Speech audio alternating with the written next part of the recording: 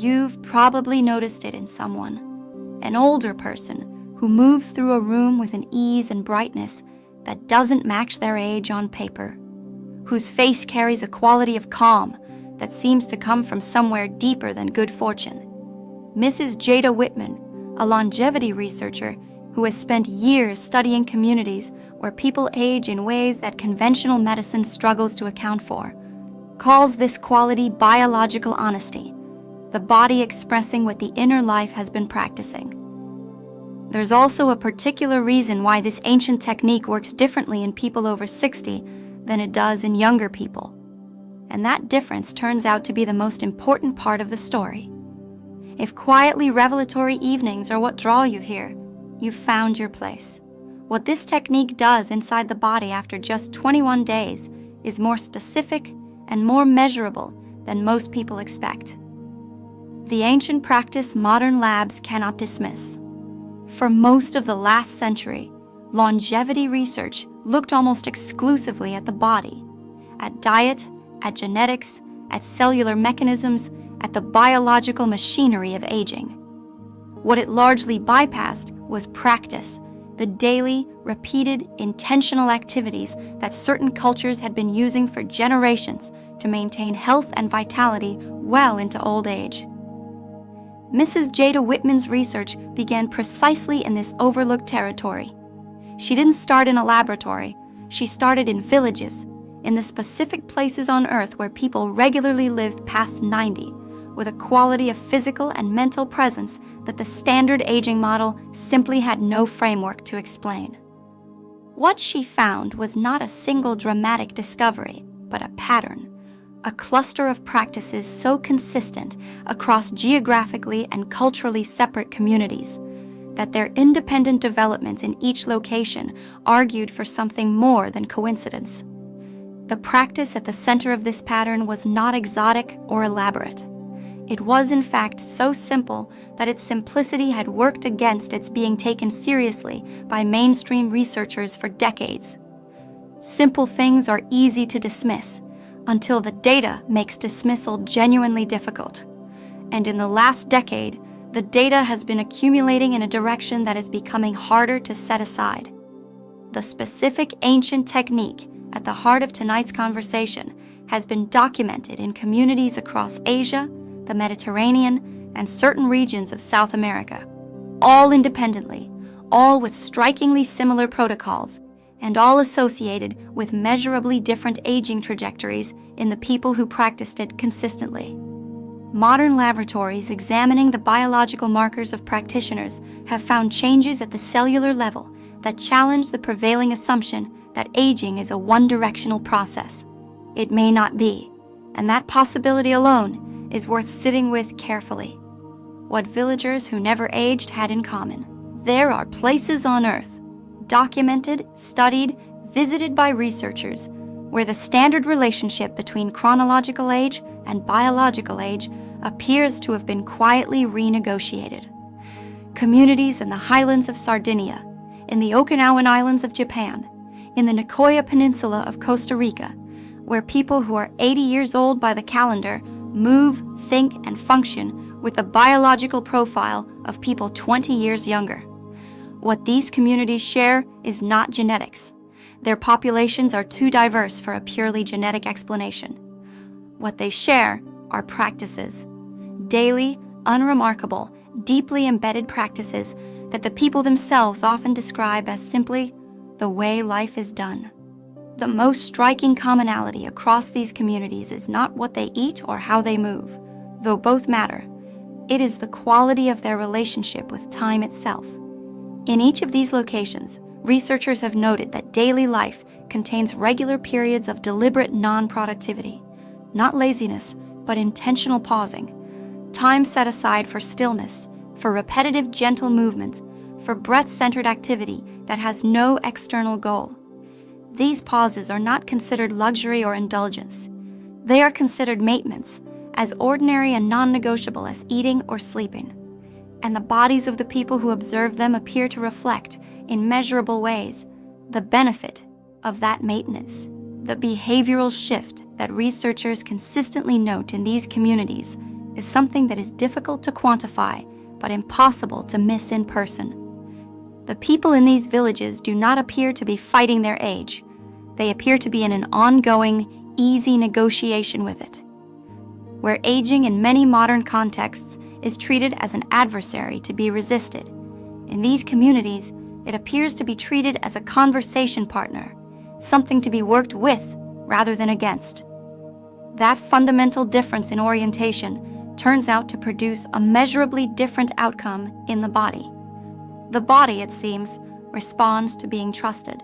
A retired school teacher named Margaret began a simple daily breathing practice after hearing about it from her neighbor, who had learned it from her own grandmother.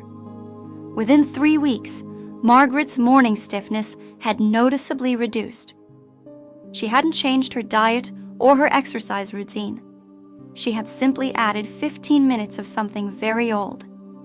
And her body, quietly and without drama, had responded. The daily habit that changes cellular behavior. At the center of the ancient technique that Mrs. Jada Whitman documents is a deceptively simple daily practice. One that takes less time than most people spend scrolling through their phone before bed and requires no equipment, no special location, and no prior experience.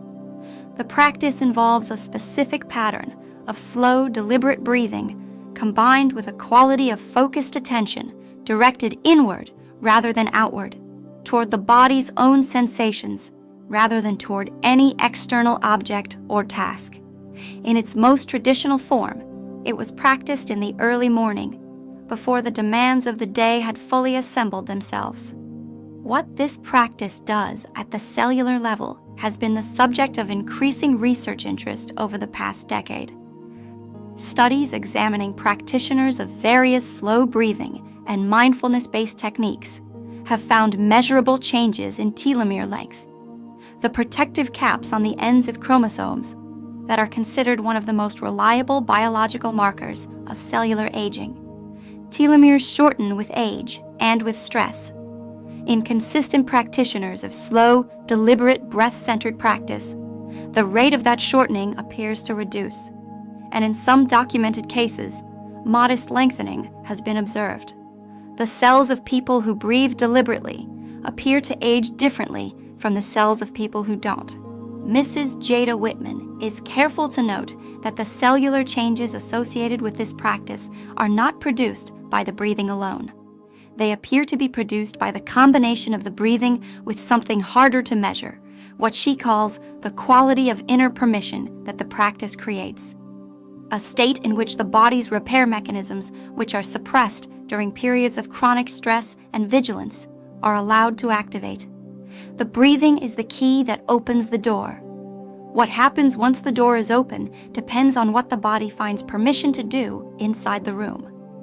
As we go deeper into this video, there is a specific element of this practice that distinguishes the communities where it genuinely reverses aging markers from the places where it simply maintains them, and it has to do with something almost no modern adaptation of the technique has thought to preserve.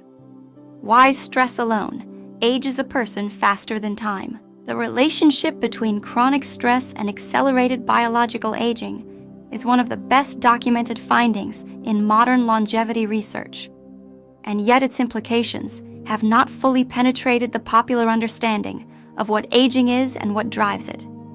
Most people think of aging as something that happens to the body over time, a passive accumulation of wear that is largely beyond personal influence. What the research increasingly shows is that aging is not primarily passive. It is, in significant part, a response to environment. And the single most aging-accelerating environmental factor that research has consistently identified is not diet, not pollution, not even lack of sleep. The mechanism behind this is genuinely illuminating.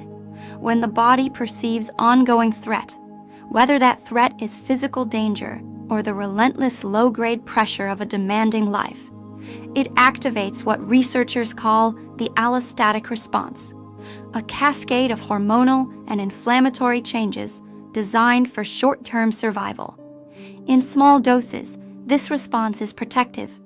When it runs continuously, without adequate periods of recovery, it produces systemic inflammation, hormonal disruption, and accelerated cellular deterioration. The body, in a very literal sense, burns through its resources faster when it believes it is perpetually under siege. Chronic stress is not just uncomfortable. It is biologically expensive in ways that compound over time. What the ancient technique addresses at its most fundamental level is not stress in its occasional form, the acute stressor that arrives, peaks, and resolves. It addresses the chronic variety, the background activation that many people in modern life carry so consistently that they have stopped noticing it as stress and have begun to mistake it for their normal state. The technique works by creating a daily window in which the body's threat response is genuinely, measurably deactivated. Not suppressed, deactivated.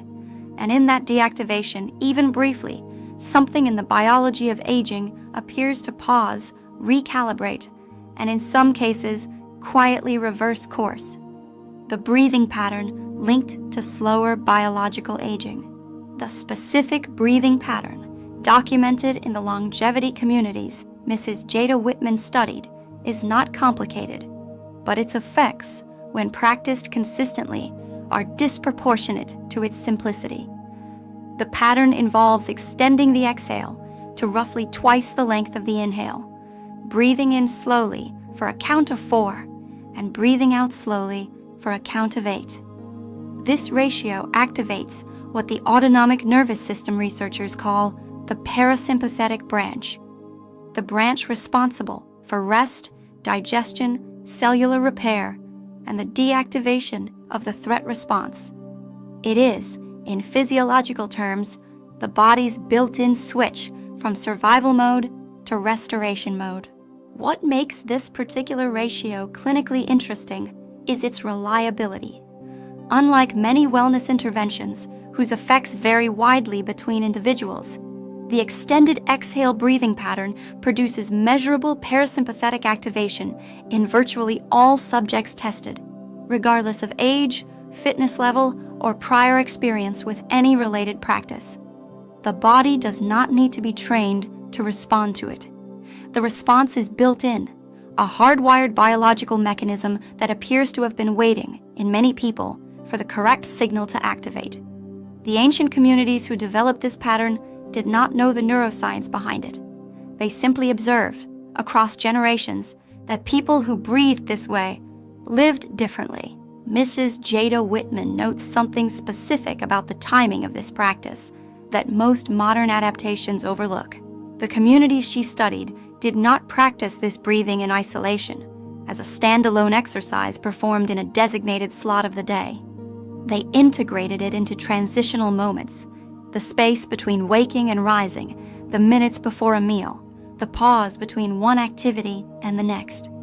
This integration meant that the parasympathetic activation was not a single daily event, but a recurring thread woven through the day. And that difference between one daily practice and a recurring daily thread appears to produce meaningfully different biological outcomes.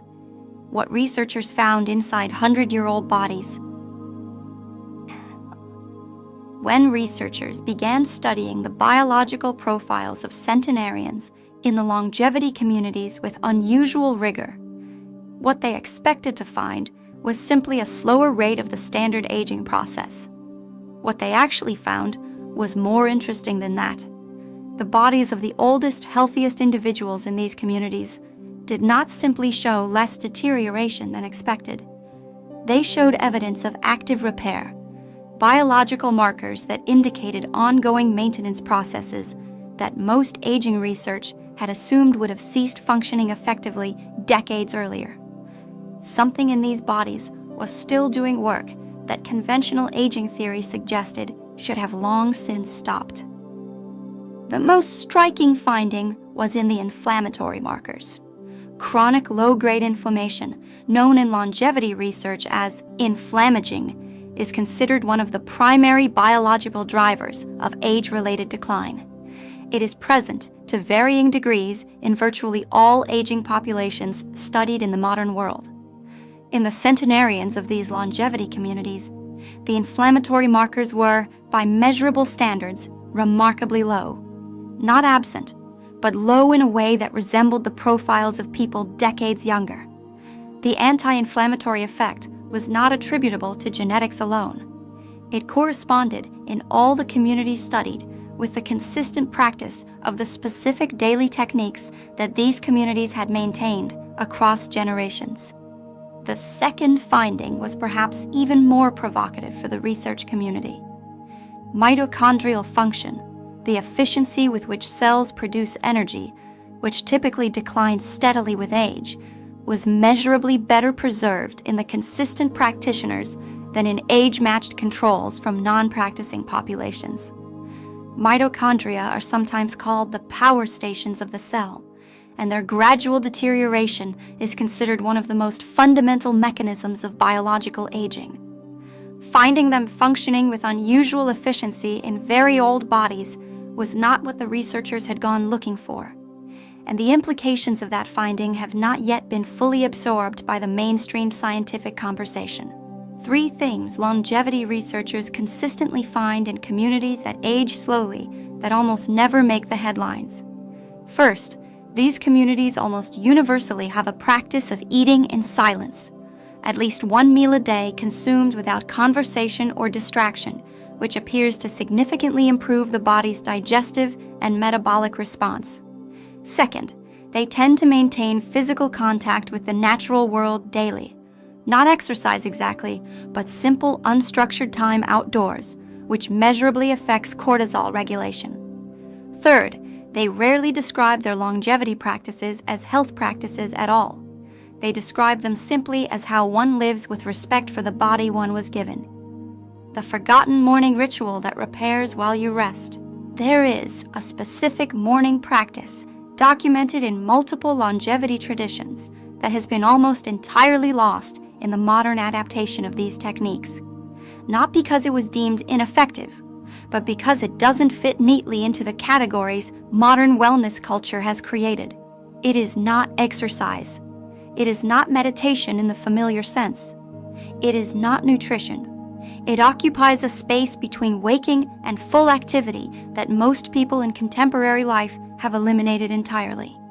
The practice of allowing the body to transition gradually from sleep to full engagement, rather than moving immediately from horizontal rest to vertical productivity.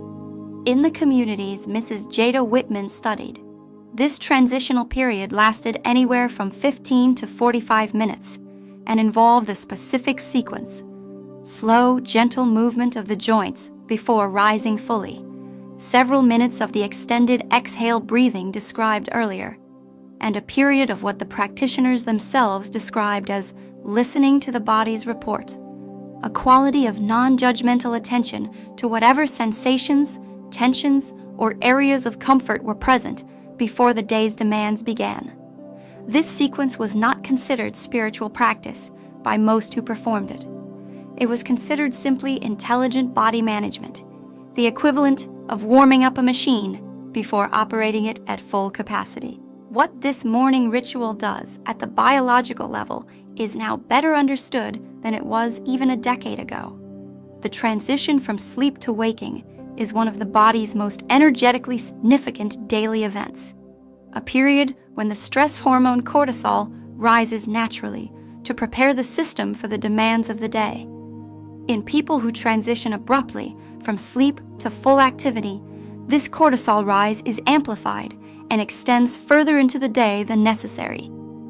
In people who transition gradually, with deliberate breath and gentle movement, the cortisol curve is measurably flatter and resolves earlier. Over years and decades, that difference in the daily cortisol pattern accumulates into a significantly different biological outcome. Why this technique works differently after 60.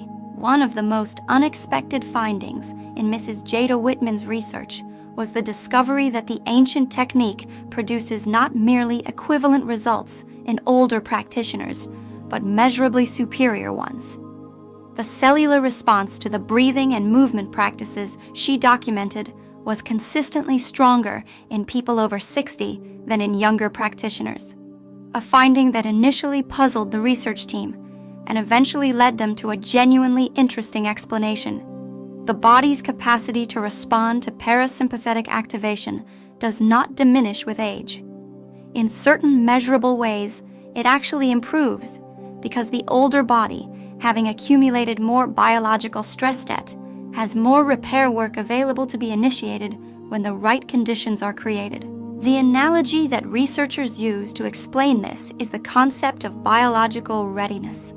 A younger body, operating with relatively efficient baseline function, produces modest measurable improvement when its repair systems are activated because there is less urgent repair to be done. An older body, particularly one that has been operating under chronic stress for decades, is, in a sense, primed for more dramatic response when its repair systems are finally given genuine activation conditions. The improvement is more noticeable precisely because the baseline was further from optimal.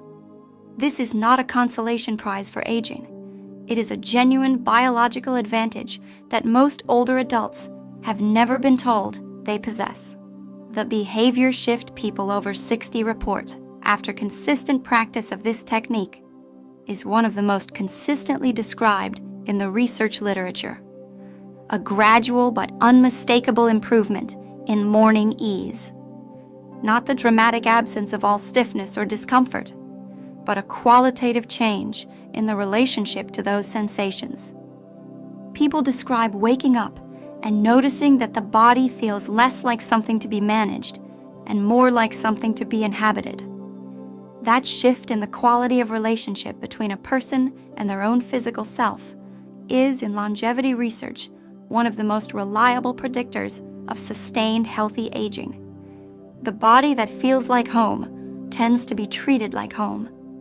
What changes in the body after 21 days? The number 21 appears repeatedly in the longevity research literature, not as a mystical number, but as a documented biological threshold, the approximate minimum period of consistent practice after which measurable changes in the body's stress response systems begin to stabilize into a new baseline. Before 21 days of consistent practice, the changes produced by the ancient technique are real but transient. The body returns relatively quickly to its habitual state between sessions. After 21 days, something different begins to happen. The parasympathetic state that is manually activated during practice begins to leak forward into the non-practice hours, as though the nervous system has gradually updated its understanding of what the normal baseline is supposed to feel like. The specific changes documented in practitioners at the 21-day mark are modest individually, but significant in combination. Resting heart rate variability, one of the most sensitive measures of autonomic nervous system health, typically shows measurable improvement. C-reactive protein, a marker of systemic inflammation, shows a modest but consistent reduction. Sleep architecture improves, with practitioners spending more time in the deepest, most restorative stages of sleep. And cortisol patterns begin to normalize. The morning rise becomes more moderate, the evening decline becomes more complete, and the overall daily pattern begins to resemble the profile seen in the biologically younger individuals, in the longevity communities that originally inspired the research. What people subjectively report at the 21-day mark is often a single, quietly significant observation. They feel more like themselves. Not a younger version of themselves, not the person they were 20 years ago, but a more fully inhabited version of the person they currently are. A quality of presence in their own body that had been muted by years of accumulated stress and override. This is perhaps the most important outcome of the 21-day threshold. Not the measurable biological changes, as significant as those are, but the felt experience of returning to residence in one's own physical self. A homecoming, quiet and unhurried, that most people had stopped expecting. What happens when the body finally stops fighting itself? There is a particular quality of ease that people describe entering after sustained practice of this technique, different from relaxation, different from the absence of pain, different from ordinary calm. It is more fundamental than any of those things. It is the quality of a body that has, after a long period of sustained internal tension, finally put down its weapons. The phrase fighting itself sounds metaphorical, but in biological terms, it describes something precise: the state of chronic low-grade immune activation, hormonal dysregulation, and inflammatory signaling that characterizes a body perpetually prepared for threats that are not arriving. When that state resolves, genuinely resolves, not just temporarily subsides, something in the entire biological system reorganizes around a different set of assumptions. The physical changes that accompany this reorganization are reported with remarkable consistency across practitioners who reach this threshold. Skin quality changes, not dramatically, but noticeably. The texture and tone that chronic inflammation subtly dulls begins to return. Energy levels stabilize in a way that is qualitatively different from the peaks and crashes of stimulant-dependent energy. A steadier, more trustworthy vitality that does not require management. Digestion improves, sleep deepens, the body's capacity for physical activity increases, not because muscles have been trained, but because the systemic load of chronic internal conflict has been reduced, freeing resources that were previously consumed by the body's argument with itself. What Mrs. Jada Whitman describes as the most profound outcome of this work is not captured in any biological measurement. It is the shift in a person's fundamental relationship with the process of aging itself. People who have practiced long enough to feel their body stop fighting itself tend to stop fighting their age, not in resignation, in acceptance of the particular kind that is more alive than resistance. They describe a quality of interest in the later chapters of their life that was not present before, a curiosity about who they are still becoming, an ease with the passage of time that is less like surrender and more like the beginning of a different, quieter, and surprisingly rich kind of conversation with the life still ahead of them. The ancient technique described in this video is not a secret. It was never hidden. It was simply practiced quietly in villages and homes and morning routines across generations by people who did not need scientific validation to observe what it was doing for those who used it. The science is arriving now, slowly, carefully, with all the appropriate caution of a field that is genuinely surprised by what it is finding. But the practice itself was always there, waiting with the patience of something that has never needed to be urgent. What is available to you tonight is not complicated. It requires no equipment, no training, no particular belief about how things work or why.